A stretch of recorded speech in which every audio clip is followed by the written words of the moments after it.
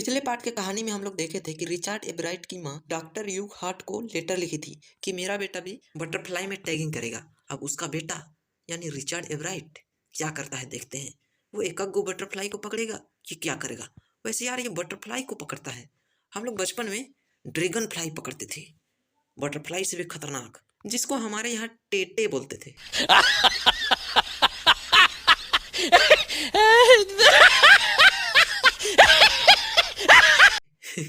एक पूंछ भी होता था उसका और इस प्रकार से उसका पंख होता था।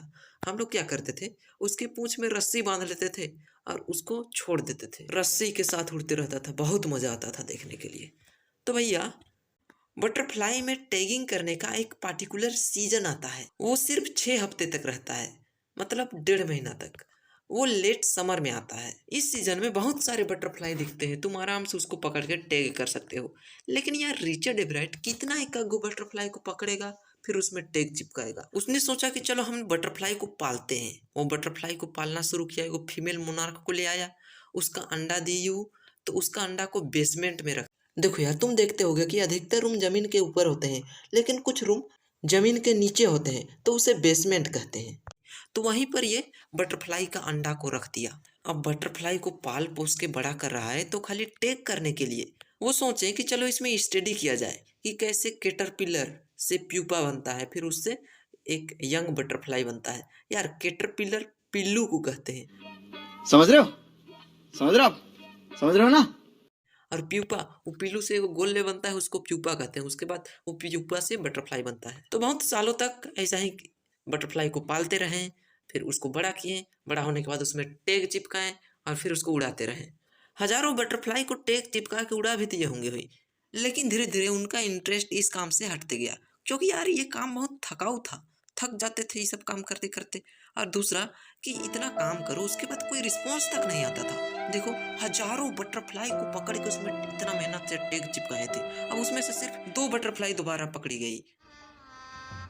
गजब बेइज्जती है। वो भी ज़्यादा दूर नहीं गई थी, अपने घर से 75 मील से ज़्यादा दूर नहीं गई थी। अब यार इतना मेहनत कर रहे हैं, कोई रिस्पॉन्स भी नहीं आ रहा है, तो छोड़ छाड़ दिए। उसके बाद वो 7th ग्रेड में अब पहुंच चुके थे। 7th ग्रेड में वो एक कंपटीशन में पार्टिसिपेट किए। कौन सा कंपटीशन में? County science fair. जैसे तुम्हारे स्कूल में साइंस एग्जीबिशन होता है ना, तो वैसा ही ये काउंटी साइंस फेयर था। वैसे यार हमारे स्कूल में एक बार साइंस एग्जीबिशन हुआ था, वहाँ पर मैं मोटर बनाया था, इलेक्ट्रिक मोटर जिससे पानी निकलता था। यार फर्स्ट लाया था। अद्भुत! अद्भुत! अद्भुत! वाह! उसके बाद तो साइंस एग्जीबिशन हुआ ही नहीं, एक ही बार साइंस एग्जीबिशन हुआ था। तो वैसा ही एक काउंटी साइंस फेयर था, तो उसमें पार्टिसिपेट किए, लेकिन उस कंपटीशन में हार गए। जितना भी लोग थे ना आसपास, सब कोई को कुछ ना कुछ मिला था, प्राइज उराइज, लेकिन इनको तो कुछ नहीं मिला था। बहुत दुखी थे। इन्होंने देखा कि जो लोग जीते हैं ना, वो कुछ रियल एक्सपेरिमेंट किए हैं, लेकिन मैं तो सिर्फ फ्रॉग का टिश्यू को स्लाइड में रख के उसको माइक्रोस्कोप से लोगों को दिखा रहा था। वो बनल बनाल चीज को दिखा रहे थे हम, और ये लोग रियल एक्सपेरिमेंट कर रहे थे, इसलिए ये लोग जीते। चलो अगली बार से मैं भी रियल एक्सपेरिमेंट करूंगा। लेकिन कौन सा टॉपिक में रियल एक्सपेरिमेंट करूंगा यार?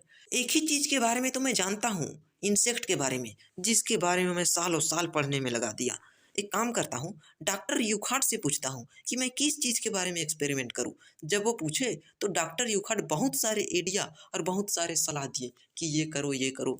उन्होंने इतने सारे सलाह भेजे थे। रिचर्ड एब्राइट पूरा जब तक हाई स्कूल में था तब तक पूरा एक्सपेरिमेंट में बिजी था। यार हाई स्कूल 9, 10, 11, 12 को कहते हैं, और 9 को first year of high school, 10 को second year of high school, 11 को जूनियर हाई स्कूल, 12 को सीनियर हाई स्कूल। ये अमेरिका में ऐसा बोलते हैं ना। उसके बाद आदमी लोग कॉलेज में एंट्री ले लेता है। 7th ग्रेड में तो कॉन्टी साइंस फेयर में हार गए थे। 8वां क्लास में उन्होंने कॉन्टी साइंस फेयर में पार्टिसिपेट किया। इस बार क्या एक्सपेरिमेंट करते हैं? देखो, हर कुछ साल में ना मोनार्क कैटरपिलर में कुछ वायरल अटैक हो जाता है, जिसके कारण सब मोनार्क कैटरपिलर मर जाता है। तो ये मर काहे जाता है रे? इसका कारण क्या है? तो रिचर्ड एब्राइट ने सोचा कि ये बीटल्स के कारण मरता होगा। यहाँ पर देख सकते हो बीटल्स कैसे होता है। तो चलो इसको एक्सपेरिमेंट करके ही देखा जाए कि वास्तव में मरता काहे है। तो उन्होंने एक जगह मोनार्क का कैटरपिलर भी रख दिए और बहुत सारे बीटल्स भी रख दिए। वो मोनार्क कैटरपिलर बढ़ के बटरफ्लाई बन गया। बीटल्स के कारण तो कुछ हुआ ही नहीं। मतलब इस एक्सपेरिमेंट से ये तो प्रूफ हो गया था कि उनका मरने का कारण बीटल्स नहीं थे। इस बार वो जीत गए यार। काउंटी साइंस फेयर में उन्होंने इस बार जीता।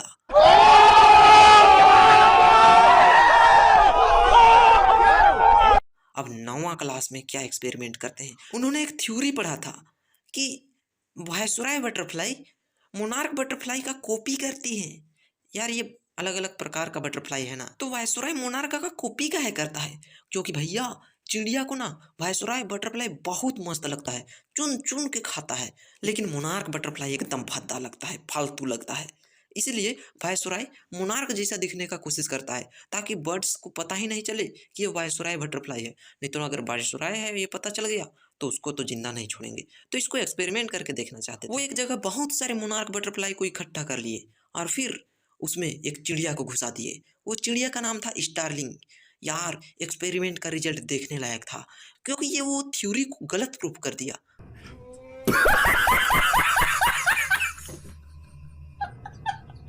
Once more!